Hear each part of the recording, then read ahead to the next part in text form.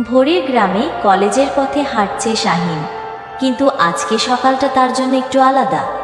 হঠাৎ পেছন থেকে মিষ্টি কণ্ঠে ডাকে, শাহিন ভাই, একটু দাঁড়ান তো। শাহিন পেছনে তাকায়, দেখে সুমি কলসি হাতে দাঁড়িয়ে আছে। শাহিন বলে, কি খবর? আজ তো ভোরে উঠেছ মনে হয়। সুমি হেসে বলে, আপনার পথেই তো আসতে হয়, তাই আগে বের হলাম।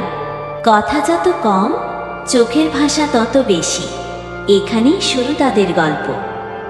দিনের পর দিন দেখা হওয়া। শাহিন বই হাতে হেঁটে যাচ্ছে, সুমি কলসি নিয়ে আসছে। মাঝে মাঝে শুধু দৃষ্টি বিনিময়, দুজনের মুখে মিষ্টি হাসি। প্রতিদিন এভাবেই দেখা, কথা, আর ধীরে ধীরে জন্ম নিল ভালোবাসা। পুকুর পাড়ে বিকেল।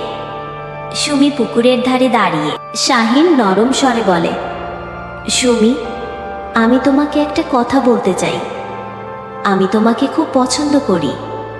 সুমি মাথা নিচু করে হাসে। সুমি ধীরে বলে, আমি তো অনেক আগেই আপনাকে মন দিয়ে বসেছি।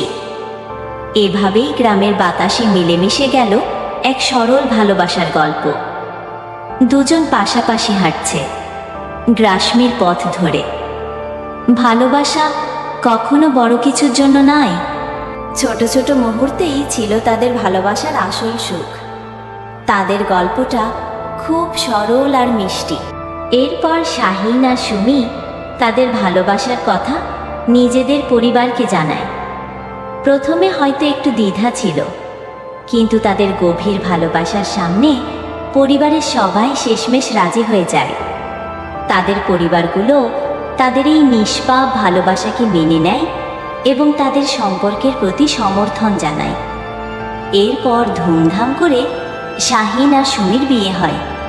তাদের ভালোবাসার ফল হিসেবে তাদের একটি ছেলে সন্তান হয়। এরপর তাদের পরিবার আরও সুখ আর আনন্দে ভরে ওঠে। তারা সবাই মিলেমিশে খুব সুখে দিন কাটাতে থাকে। তাদের গল্পটা সত্যিই অনেক মিষ্টি এবং শেখায় যে ভালোবাসা জীবনের সবচেয়ে বড় সুখ। এরকম মিষ্টি ভালোবাসার গল্প পেতে আমাদের চ্যানেলটি সাবস্ক্রাইব করুন এবং আপনাদের গল্পগুলো আমাদের সাথে শেয়ার করুন।